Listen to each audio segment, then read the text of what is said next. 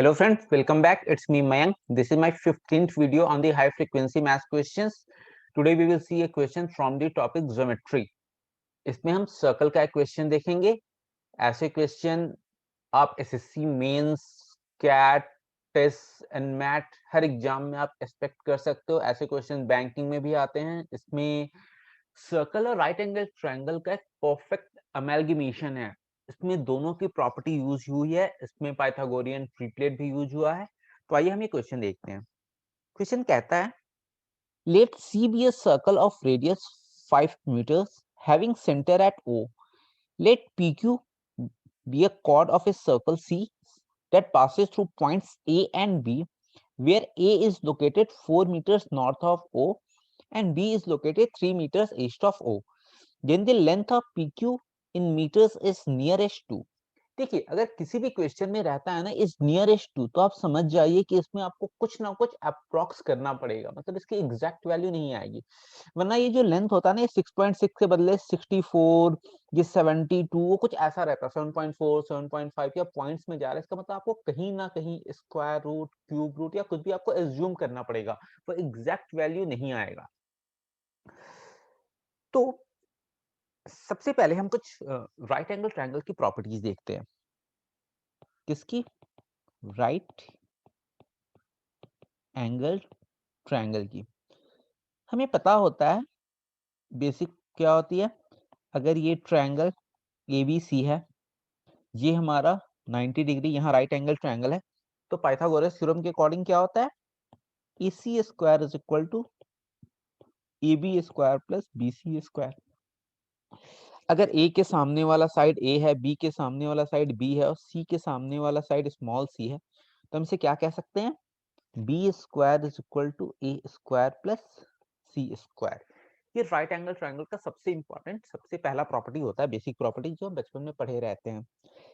अब इसमें अगर मान लीजिए कि मैं इस पॉइंट से यहाँ एक परपेंडिकुलर ड्रॉप कर दूं, किस पे, AB पे, इसे मैं D कह दूं. इसे मैं एक अलग फिगर में ड्रॉ कर देता हूं.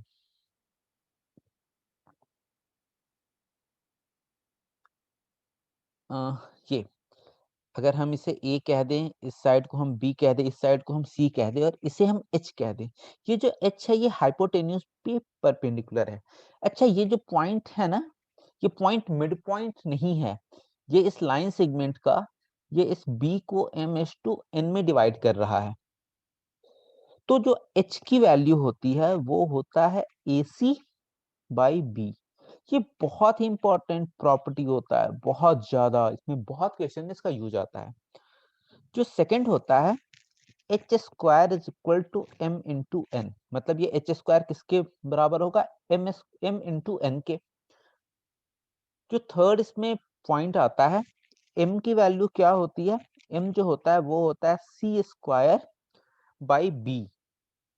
और जो N होता है वो क्या होता है, A स्क्वायर बाई B.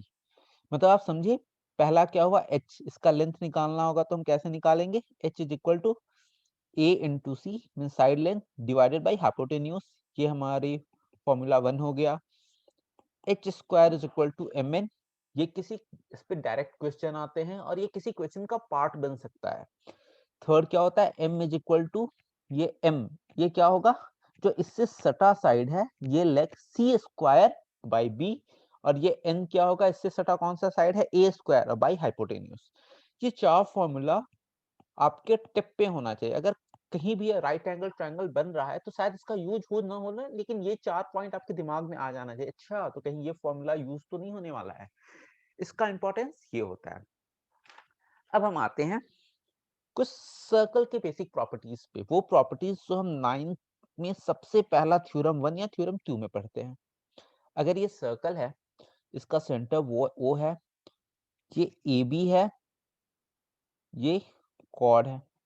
तो अगर इस सेंटर से इस कॉर्ड पे हम एक परपेंडिकुलर ड्रॉप करेंगे, अगर हम इसे OD कह दें, तो OD क्या है, ये परपेंडिकुलर है ऑन कॉर्ड AB. किसी भी सर्कल को हम डिनोट किस तरीके से करते हैं, हम COR मींस, इसका क्या मतलब होता है, एक सर्कल जिसका सेंटर O है और जिसकी रेडियस R है। मतलब अगर ये हम कहीं ड्रॉ कर देंगे तो ये क्या हो जाएगा, ये रेडियस R हो जाएगा। तो ये सर्कल को डिनोट करने का जो तरीका होता है वो यही होता है। तो अगर OD परपेंडिकुलर AB है, मतलब अगर हम एक सेंटर से इस कॉर्ड पे एक परपेंडिकुलर ड्रॉप करेंगे तो AD जो होगा वो किसके बराबर होगा, BD के, और ये कितना होगा, हाफ ऑफ AB। मतलब perpendicular drop from centre to the chord bisects the chord. ये जो लेंथ होगा ये दोनों बराबर होगा। ये बहुत ही इंपॉर्टेंट प्रॉपर्टी होता है, ये सबसे पहला थ्योरम होता है और ये सबसे ज्यादा इंपॉर्टेंट होता है।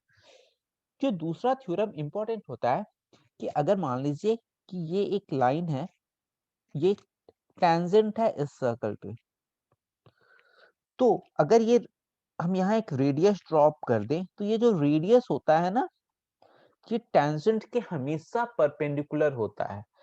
रेडियस और टेंजेंट ये आपस में हमेशा 90 डिग्री एंगल बनाते हैं। ये दोनों प्रॉपर्टी बहुत इंपॉर्टेंट होता है जिसका यूज होते हैं क्वेश्चंस में। तो आइए हम इसे नोट पे करके लिख लेते हैं।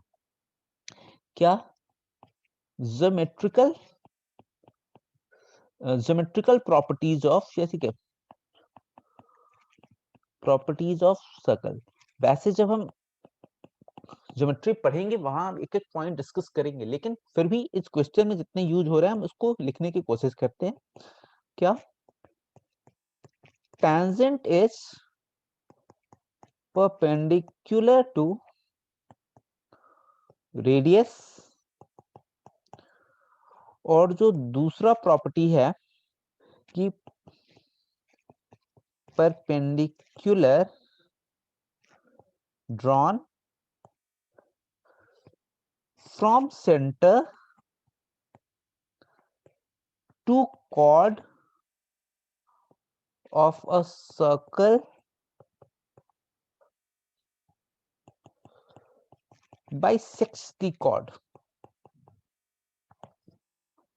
ये हमारा दो प्रॉपर्टी हो गया। चलिए अब हम क्वेश्चन पे आते हैं। क्वेश्चन कहता है, let's C be a circle of radius 5 metre.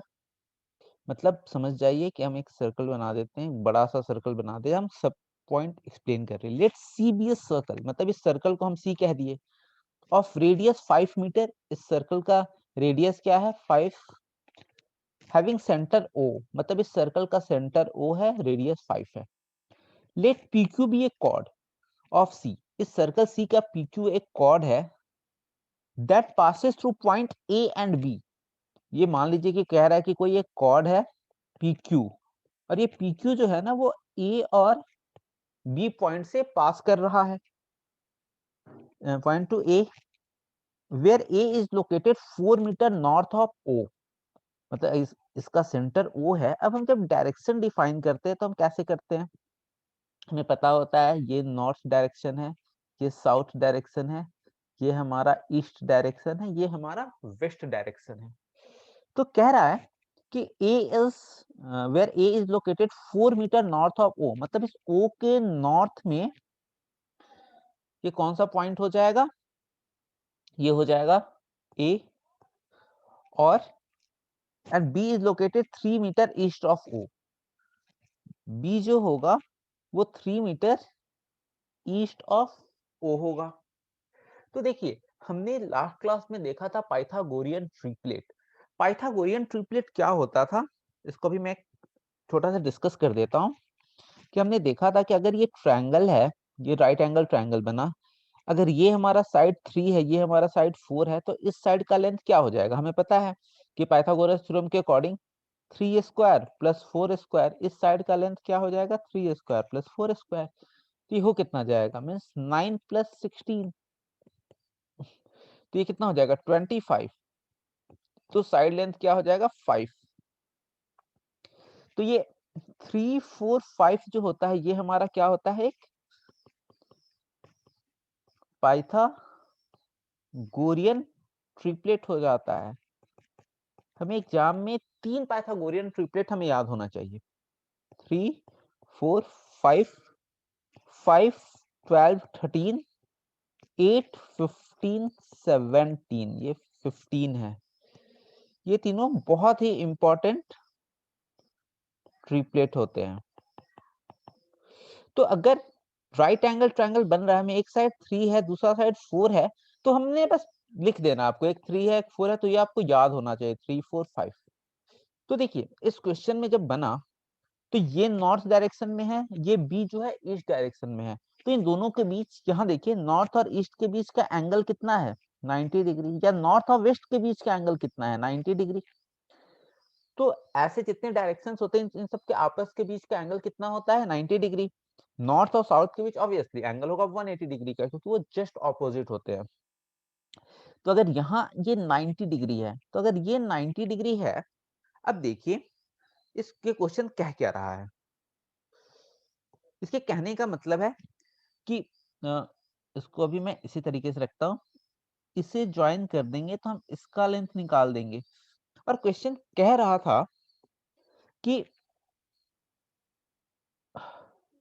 Question कुछ इस तरीके से कह रहा था, ये क्या है? P और Q। अब आप क्वेश्चन फिर से पढ़िए।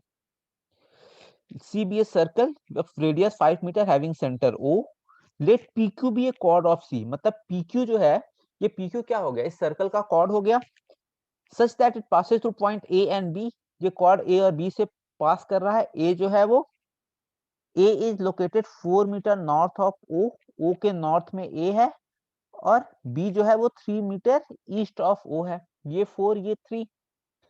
ये AB लेंथ, जो ये बीच का लेंथ है, ये लेंथ कितना हो जाएगा? ये 5 हो जाएगा।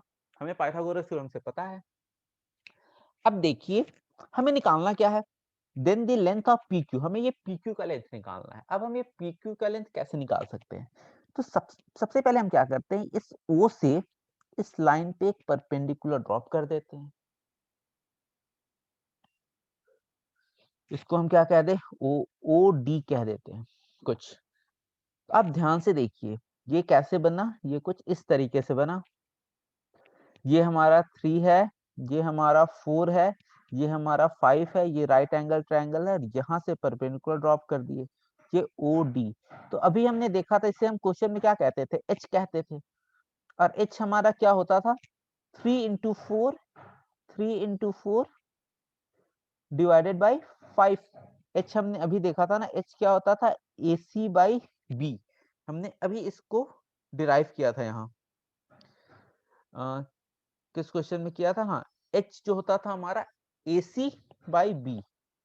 एग्जैक्टली जो हमारा फिगर बना वो यही बन गया, ये H बना। हमें ये लेंथ चाहिए, हमें ये लेंथ क्या है? H है। इसकी वैल्यू क्या होगी? मतलब ये 3, ये 4 divided by 5। 3 into 4 divided by 5, तो इसकी वैल्यू कितनी आ जाएगी? 12/5। और 12/5 को हम करेंगे तो कितना आ जाएगा? 5 2 जा 10, 2.4। मतलब हमें इसका लेंथ पता चल गया, ये जो है 2.4। अब हम इसको एक दूसरे फिगर में बनाते हैं, वहां मैं आपको एक्सप्लेन करता हूँ कि आखिर हम इसमें करना क्या है। अब मतलब बेसिकली जो हमारा क्वेश्चन था वो कुछ ऐसा हो गया।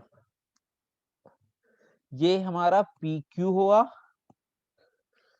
हमने ये ड्रॉ कर लिया, ये हमारा O है, ये हमारा D है। इसमें हम इस बार हम A और B नहीं ड्रॉ करेंगे, क्योंकि अब इसका यूज नहीं रह गया। अगर ये परपेंडिकुलर है, वैसे ये मेरा राइट नहीं बना, लेकिन अगर ये परपेंडिकुलर है तो हमने एक प्रॉपर्टी पढ़ा था कि perpendicular drop from centre to chord bisects the cord.